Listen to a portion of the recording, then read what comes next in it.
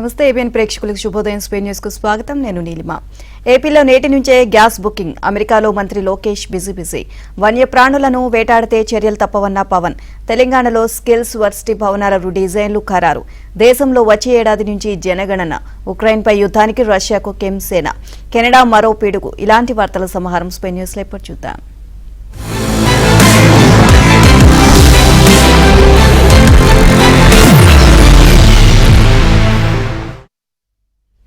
AP ప్రజలకు దీపావళి కానుకగా ఉచిత వంట గ్యాస్ సిలిండర్లు అందించాలని నిర్ణయించిన టీడీపీ కూటమి ప్రభుత్వం లబ్దిదారులకు రాయితీ నిధుల విడుదలకు పరిపాలనాపరమైన అనుమతి ఇచ్చింది. ఎన్డీఏ కూటమి ఎన్నికల మేనిఫెస్టోలో ప్రకటించిన సూపర్ 6 హామీల్లో భాగంగా ప్రతి ఇంటికి ఏడాదికి 3 ఉచిత గ్యాస్ సిలిండర్ల పంపిణీ పథకాన్ని దీపావళి పండుగను పురస్కరించుకుని ఈ నెల 31న ప్రారంభిస్తామని ముఖ్యమంత్రి చంద్రబాబు ప్రకటించారు. అర్హత కలిగిన ప్రతి కుటుంబానికి ఏడాదికి 3 సిలిండర్లను ఉచితంగా అందించడానికి ప్రభుత్వంపై 2684.75 కోట్ల రాయితీ భారం పడుతుందని పౌర సరఫరాల శాఖ అంచనా వేసి ప్రభుత్వానికి ప్రతిపాదన పంపింది. దీనికి రాష్ట్ర మంత్రివర్గం ఇటీవలే ఆమోదం తెలిపింది. ఇక ఉచిత గ్యాస్ సిలిండర్ డెలివరీ అయిన 48 గంటల్లోనే రాయితీ మొత్తాన్ని లబ్దిదారుల బ్యాంకు ఖాతాల్లో జమ చేస్తామని ప్రభుత్వం ఇప్పటికే ప్రకటించింది. తొలి విడత వంట గ్యాస్ సిలిండర్లను పొందే లబ్దిదారులకు చెల్లించాల్సిన రాయితీ మొత్తం 895 కోట్లు విడుదలకు రాష్ట్ర ఆర్థిక శాఖ అంగీకారంతో ప్రభుత్వం పరిపాలనాపరమైన అనుమతి ఇచ్చింది. ఈ మేరకు పౌర సరఫరాల శాఖ కార్యదర్శి వీరపాండియన్ ఉత్తర్వులు విడుదల చేశారు. ఇక ఈ రాయితీ నిధులను నేరుగా లబ్దిదారుల బ్యాంకు ఖాతాల్లో జమ చేసేందుకు వీలుగా హెచ్పీ, భారత్, ఇండియన్ గ్యాస్ కంపెనీల అకౌంట్లకు ముందుగానే మళ్లిస్తారు. లబ్దిదారులు ఈ నెల 29 నుంచి ఉచిత గ్యాస్ సిలిండర్లను బుక్ చేసుకోవచ్చు అని ప్రభుత్వం ఇప్పటికే ప్రకటించింది. రాష్ట్రంలో ఎల్పీజీ కనెక్షన్, తెల్ల రేషన్ కార్డు, ఆధార్ కార్డు ఉన్న వారందరూ మంగళవారం నుంచి ఎప్పటిలాగే ముందుగా గ్యాస్ సిలిండర్లు బుక్ చేసుకుంటే తర్వాత పౌర సరఫరాల శాఖ వద్ద ఉన్న డేటాబేస్ ఆధారంగా 24 గంటల్లోపు ఆయా గ్యాస్ కంపెనీలు లబ్దిదారుల ఆధార్ లింకుతో కూడిన బ్యాంక్ ఖాతాలో రాష్ట్ర ప్రభుత్వం ఇచ్చిన రాయితీ మొత్తాన్ని జమ చేస్తాయి. ప్రస్తుతం ఒక్కో సిలిండర్ రిటైల్ మార్కెట్ ధర 876 రూపాయలు కాగా కేంద్ర ప్రభుత్వం ప్రతి సిలిండర్కు 25 రూపాయల చొప్పున సబ్సిడీ ఇస్తుంది. అది పోగా మిగిలిన 851 రూపాయలు పూర్తి సబ్సిడీని రాష్ట్ర ప్రభుత్వం లబ్దిదారులకు చెల్లిస్తుంది. దీపావళి నుంచి ప్రారంభించే తొలి విడత ఉచిత గ్యాస్ సిలిండర్ బుకింగ్లను వచ్చే ఏడాది మార్చి వరకు కొనసాగించవచ్చు. ఎలక్ట్రానిక్ వెహికల్స్ పరిశ్రమకు అనంతపురం జిల్లా వ్యూహాత్మక ప్రదేశమని, రంగంలో పెట్టుబడులు పెట్టాలని దిగ్గజ సంస్థ టెస్లాను ఏపీ ప్రభుత్వం లోకేష్ ఆహ్వానించారు. అమెరికా పర్యటనలో ఉన్న ఆయన పలు కంపెనీల ప్రతినిధులతో సమావేశమయ్యారు. ఆస్టిన్ నగరంలోని టెస్లా కేంద్ర కార్యాలయాన్ని లోకేష్ సందర్శించారు. ఈవీల తయారీ రంగంలో దిగ్గజ సంస్థగా ఉన్న Tesla chief financial officer Vaibhav తనేజాతో భేటీ అయ్యారు. ఇక టెస్లా తన యూనిట్ ను ఏపీలో స్థాపించే అవకాశాలపై చర్చించారు. రాష్ట్రంలో పెట్టుబడులకు ఉన్న అవకాశాలు, అమరావతి నిర్మాణం, మౌలిక సదుపాయాల కల్పన తదితర అంశాలపై మంత్రి వివరించారు. ఈవీ తయారీ, బ్యాటరీ ఉత్పత్తుల యూనిట్ల స్థాపనకు అనంతపురం వ్యూహాత్మక కేంద్రమని వెల్లడించారు. బెంగళూరు, చెన్నై నగరాలకు సమీపంలో ఉన్న ఈ జిల్లా పెట్టుబడులు పెట్టేందుకు అనువైన ప్రదేశమని తెలిపారు. రాష్ట్రంలో పరిశ్రమలకు అనుకూల విధానాలు అమలు చేస్తున్నామని, పెట్టుబడులతో రావాలని లోకేష్ ఆహ్వానించారు. 2029 నాటికి ఏపీలో 72 గిగావాట్ల రెన్యూబుల్ ఎనర్జీ ఉత్పత్తి లక్ష్యాన్ని నిర్దేశించుకున్నామని తనేజాకు వివరించారు. ఈ లక్ష్య సాధనలో టెస్లా భాగస్వామి కావాలని ఆహ్వానించారు. కియా, హీరో మోటార్స్ వంటి కంపెనీలను చంద్రబాబు రాష్ట్రానికి తీసుకొచ్చారని, ఇప్పుడు ఈవీల తయారీ, రెన్యూవబుల్, గ్రీన్ ఎనర్జీ రంగాలపై దృష్టి సారించారని చెప్పారు. Perot group and Hillwood development chairman Ross Perot జూనియర్లో డల్లాస్లో లోకేష్ భేటీ అయ్యారు. Real estate, technology, data centre, energy రంగాల్లో భిన్నమైన పోర్ట్ఫోలియోలను పెరోట్ నిర్వహిస్తున్నారు. పబ్లిక్, ప్రైవేట్ ప్రాజెక్టులో భాగస్వామిగా ఉన్నారు. రియల్ ఎస్టేట్, లాజిస్టిక్స్, ఏవియేషన్స్ రంగాల్లో పెరోట్ రూపొందించిన వెంచర్లు అమెరికా ఆర్థిక వ్యవస్థపై ప్రభావం చూపాయి. Innovative real estate, public, private ప్రాజెక్టులో భాగస్వామ్యం కావాలని, ఏపీలో పెట్టుబడులు పెట్టాలని పెరోట్ను లోకేష్ కోరారు. వన్యప్రాణులను వేటాడడం, అటవీ సంపదను నాశనం చేస్తే కఠిన చర్యలు తీసుకుంటామని AP deputy CM Pawan Kalyan హెచ్చరించారు. మంగళగిరి క్యాంపు కార్యాలయంలో అటవీ శాఖ యాంటీ పోచింగ్ సెంటర్ సెల్ రూపొందించిన పోస్టర్ను పవన్ కళ్యాణ్ విడుదల చేశారు. వన్యప్రాణుల సంరక్షణకు టోల్ ఫ్రీ నెంబర్ ఏర్పాటు చేసినట్లు తెలిపారు. వన్యప్రాణులను వేటాడడం, చంపడం, అక్రమ రవాణా చేయడం వంటి చర్యలకు పాల్పడితే కఠిన శిక్షలు ఉంటాయని పవన్ కళ్యాణ్ వార్నింగ్ ఇచ్చారు. అడవులను సంరక్షించడం, వన్యప్రాణులను కాపాడడం మనందరి బాధ్యత అని పవన్ కళ్యాణ్ గుర్తు చేశారు. ప్రధానమంత్రి నరేంద్ర మోదీ చెప్పినట్లు మనది వసుదైక కుటుంబం అని ఉద్ఘాటించారు. భూమి మీద మనతో పాటు మనుగడ సాధిస్తున్న జంతువులు, చెట్లు, చేమలు, పశుపక్షాదుల పట్ల కరుణ చూపాలి అని పవన్ కళ్యాణ్ అన్నారు. వాటికి మనలాగే బతికే హక్కు ఉంది అని తెలిపారు. వన్యప్రాణుల సంరక్షణ చట్టం 1972 ప్రకారం వన్యప్రాణులను వేటాడడం, చంపడం, అక్రమ రవాణా చేయడం నిషేధమని అన్నారు. ముఖ్యమంత్రి చంద్రబాబు నాయకత్వంలో రాష్ట్రంలోని ఎన్డీఏ ప్రభుత్వం బాధ్యతగా పనిచేస్తుంది అని పవన్ కళ్యాణ్ పేర్కొన్నారు. చిత్తూరు జిల్లా కౌండిన్య అభయారణ్యంలో ఇటీవల చిరుతపులిని చంపిన నిందితులను 3 రోజుల్లో పట్టుకుని రిమాండ్కు తరలించామని పవన్ కళ్యాణ్ అన్నారు. పల్నాడు జిల్లాలో అరుదైన జంతువును చంపిన నిందితులను రోజుల వ్యవధిలో అటవీశాఖ అధికారులు అదుపులోకి తీసుకున్నారని చెప్పారు. అటవీ సంపదను నాశనం చేసిన, అక్రమ మైనింగ్కు పాల్పడిన అటవీశాఖ అధికారుల దృష్టికి తీసుకురావాలి అని పవన్ కళ్యాణ్ కోరారు. జగన్ పాలనలో రహస్యంగా ఇచ్చిన చీకటి జీవోలకు మోక్షం కలగనుంది. ఏ విషయంపై ఎలాంటి నిర్ణయం తీసుకున్నారో, ఏ విధమైన జీవో ఇచ్చారో తెలుసుకునే అవకాశం లేకుండానే జగన్ ఏలుబడి సాగింది. జీవోలను దాచిపెట్టి నియంత తరహా పాలన చేస్తుంది. టీడీపీ నేతృత్వంలోని కూటమి అధికారంలోకి వచ్చిన తర్వాత ప్రజలకు జీవోలు అందుబాటులోకి వచ్చాయి. సాధారణంగా ప్రభుత్వం తీసుకునే నిర్ణయాలను గవర్నమెంట్ ఆర్డర్ ఇష్యూ రిజిస్టర్ ద్వారా ప్రజలకు అందుబాటులో ఉంచాలి. ప్రభుత్వం విడుదల చేసే ఉత్తర్వుల ద్వారా ప్రజలకు సమాచారం చేరుతుంది. వీటి ద్వారా తాము ఎన్నుకున్న ప్రభుత్వం ఏం చేస్తుంది అన్న విషయంపై వారికి స్పష్టత వస్తుంది. అయితే జగన్ పాలన అంతా రహస్యంగానే సాగింది. జీఓఐఆర్ వెబ్సైట్ ను నిలిపివేయడంపై చాలా మంది హైకోర్టును ఆశ్రయించగా ప్రభుత్వ నిర్ణయాలు ప్రజలకు అందుబాటులో ఉంచాలని కోర్టు ఆదేశించింది.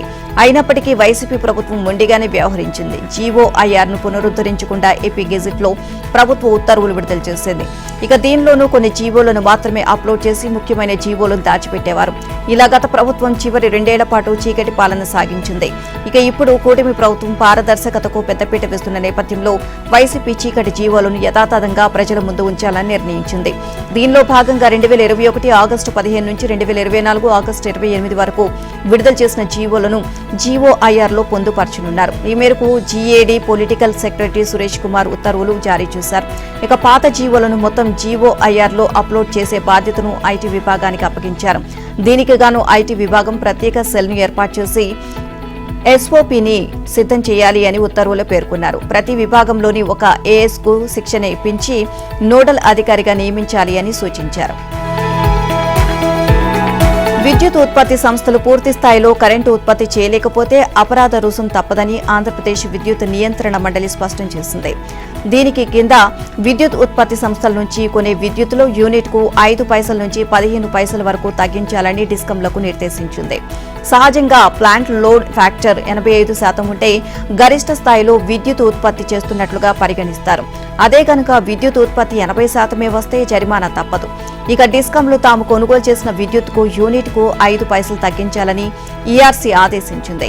అదే గనక 70% ఉత్పత్తి వస్తే యూనిట్ కు 10 పైసలు చొప్పున, అంతకంటే తక్కువ ఉత్పత్తి వస్తే 15 పైసలు చొప్పున తగ్గించాలని స్పష్టం చేసింది.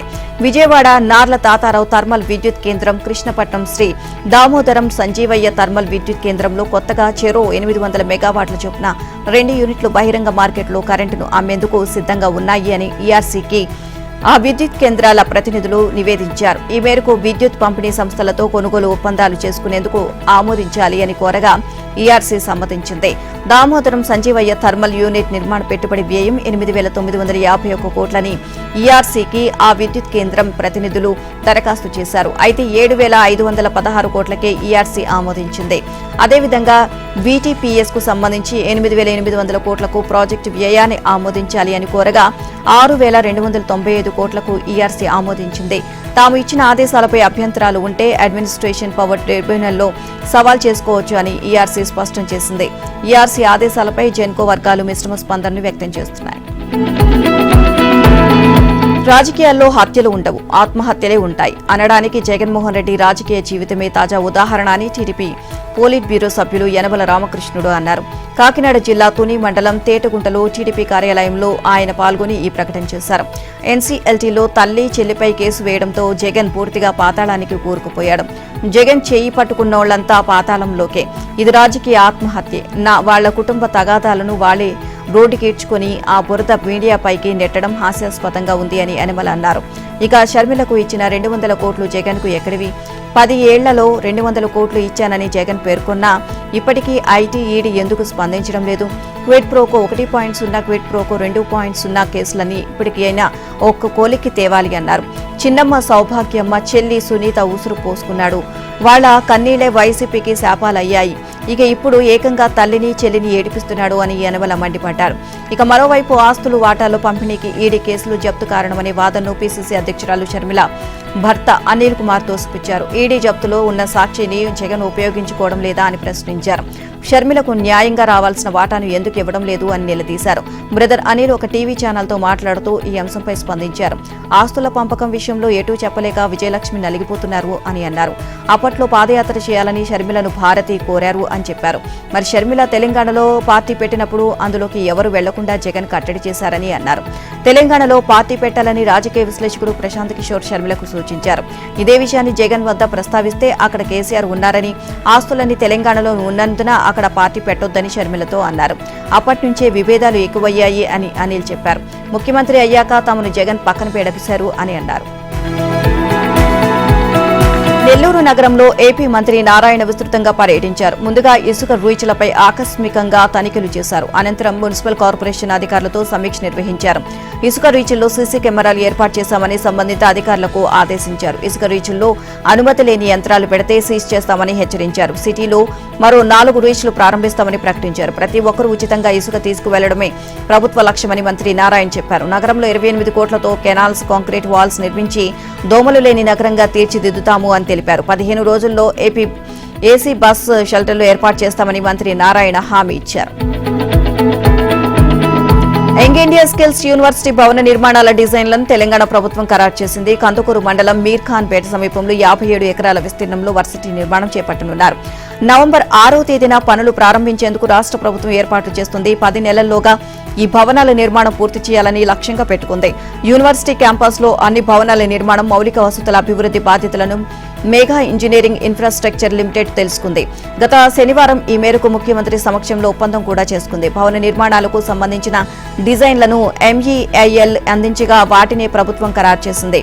5 అంతస్తుల్లో పరిపాలనా భవనం చేపట్టనున్నారు. హాస్టళ్లు, స్టాఫ్ క్వార్టర్లు, ఆడిటోరియం, లైబ్రరీ, సువిశాల మైదానం, పార్కింగ్ ఏరియా ఉండేలా ఈ డిజైన్లు రూపొందించారు. సువిశాల ప్రాంగణంలో ఎక్కువ ఖాళీ స్థలం ఉండేలా భవన నమూనాలు తయారు చేయించారు. 6,000 మంది విద్యార్థుల నైపుణ్య శిక్షణ, వసతి సదుపాయాలు ఉండేలా క్యాంపస్ల నిర్మాణాలను చేపడతారు. ఇక అన్ని భవనాలపై సౌర విద్యుత్ ప్యానెళ్లను అమర్చనున్నారు. ఏసీల వాడకం లేకుండా కొన్ని భవనాల్లో సహజమైన గాలి, వెలుతురు ఉండేలా అధునాతన డిజైన్లలో భవనాలు నిర్మించనున్నారు. ప్రపంచ స్థాయి మౌలిక సదుపాయాలు ఉండేలా వర్సిటీ క్యాంపస్ ను నిర్మించాలని నిర్మాణ బాధ్యతలు చేపట్టిన మెగా కంపెనీ ప్రతినిధులకు సీఎం రేవంత్ రెడ్డి సూచించారు. స్కిల్స్ వర్సిటీ కోసం రాష్ట్ర ప్రభుత్వం 100 కోట్లు కేటాయించగా అదానీ గ్రూప్ 100 కోట్లు విరాళంగా అందించింది. భవనాల నిర్మాణానికి కావాల్సిన 200 కోట్లను మెగా కంపెనీ అందించనుంది. కులగణనకు రంగం సిద్దమైంది. తెలంగాణ ప్రభుత్వం ప్రతిష్టాత్మకంగా చేపట్టనున్న ఈ కార్యక్రమం నవంబర్ 6 నుంచి ప్రారంభం కానుంది. దీనికి సంబంధించిన ప్రశ్నావళిని ప్రభుత్వం విడుదల చేసింది. మొత్తం 56 ప్రధాన ప్రశ్నలతో పాటు 19 అనుబంధ ప్రశ్నలతో కలిపి మొత్తం 75 ప్రశ్నలు ఖరారు చేశారు. పార్ట్ 1లో యజమాని, కుటుంబ సభ్యుల వ్యక్తిగత వివరాలకు సంబంధించి 58 ప్రశ్నలు ఉండగా పార్ట్ 2లో కుటుంబ వివరాలకు సంబంధించి 17 ప్రశ్నలు ఉన్నాయి. మొత్తం 7 పేజీల్లో వీటిని పూరించాల్సి ఉంటుంది. కుటుంబ యజమానితో పాటు కుటుంబంలోని సభ్యులందరి వ్యక్తిగత వివరాలు సేకరించనున్నారు. పార్ట్ 1లో వ్యక్తిగత వివరాలతో పాటు గత 5 ఏళ్లలో ప్రభుత్వం నుంచి లబ్ధి పొందిన సంక్షేమ పథకాల పేర్లు, రాజకీయ నేపథ్యం, వలస వివరాలు సేకరిస్తారు. కుటుంబ వివరాలను పార్ట్ 2లో నమోదు చేస్తారు.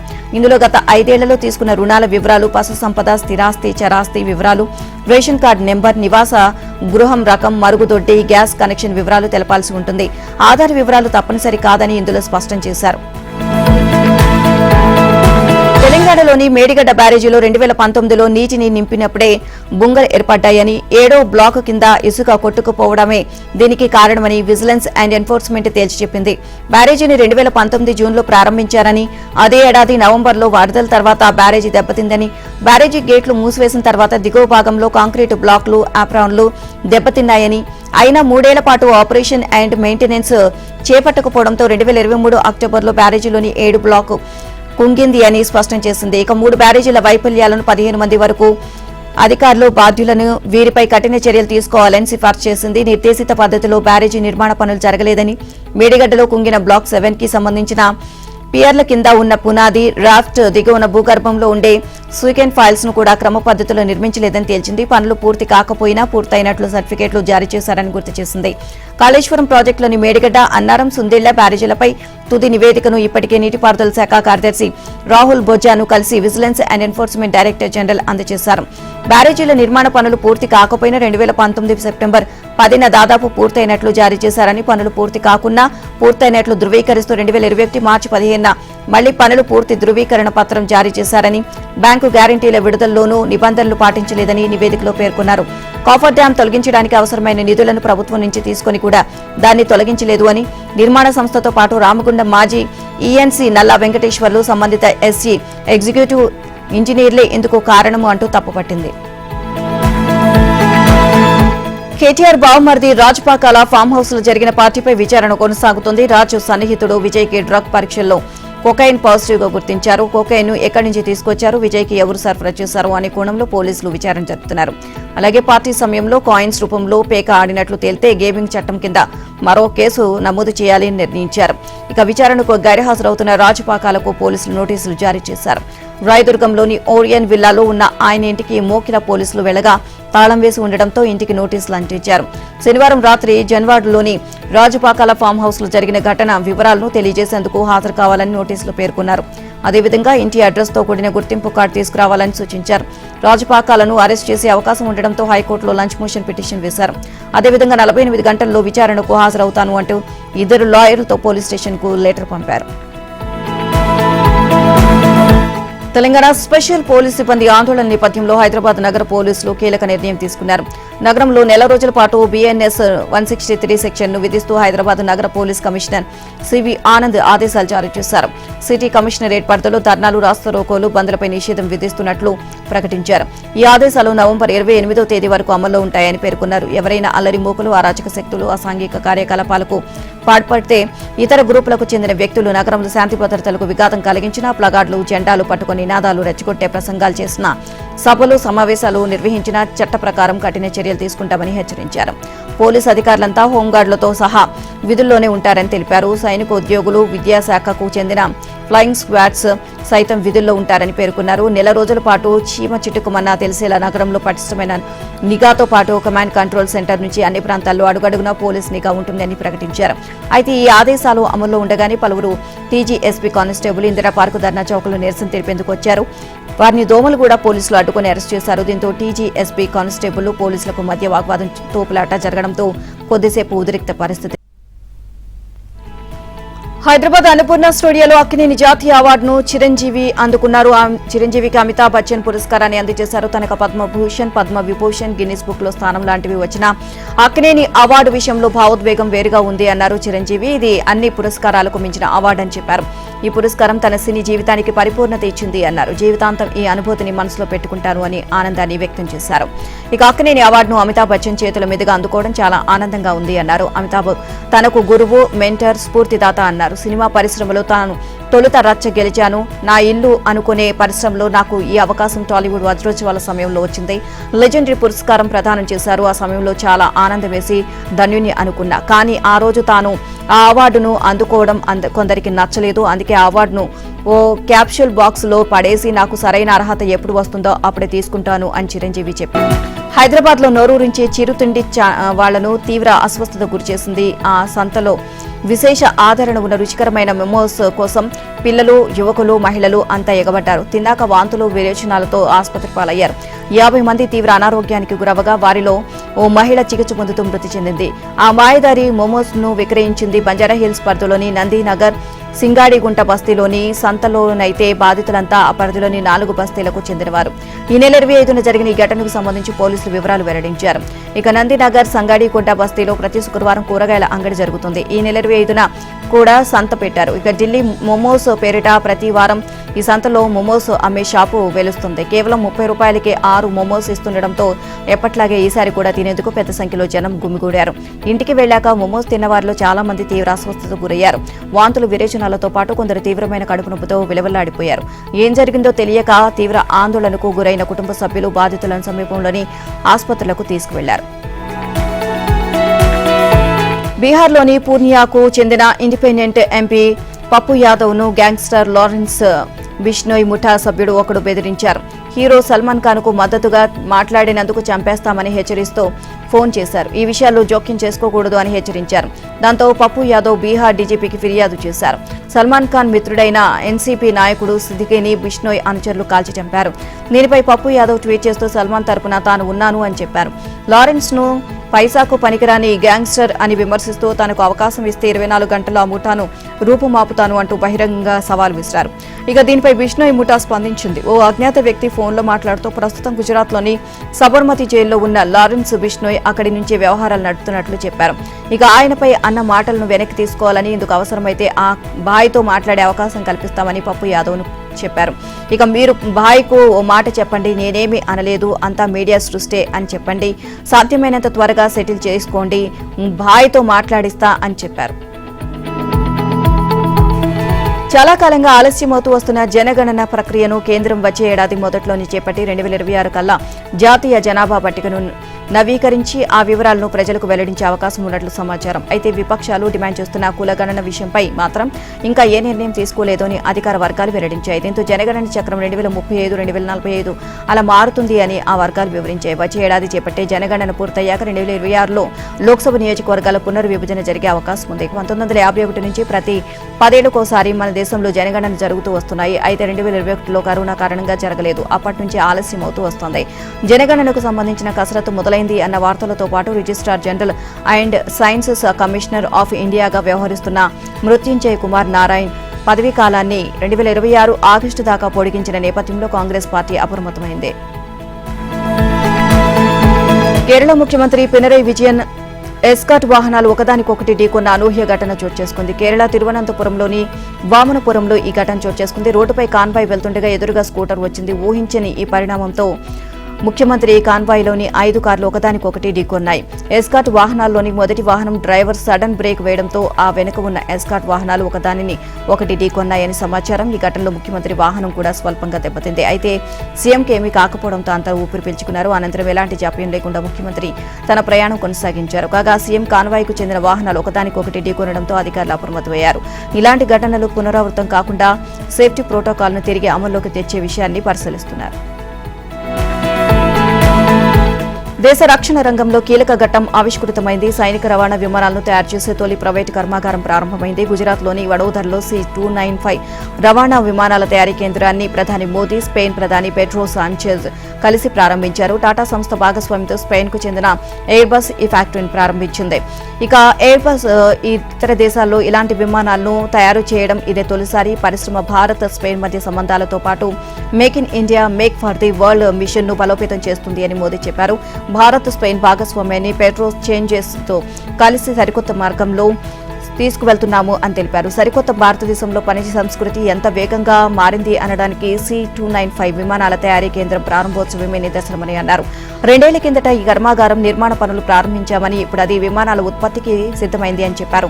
2 ఏళ్లలో తొలి విమానం అందుబాటులోకి వస్తుంది అని, భవిష్యత్తులో ఇక్కడ తయారయ్యే విమానాలను ఇతర దేశాలకు ఎగుమతి కూడా చేస్తారు అన్న విశ్వాసం తనకుంది అన్నారు.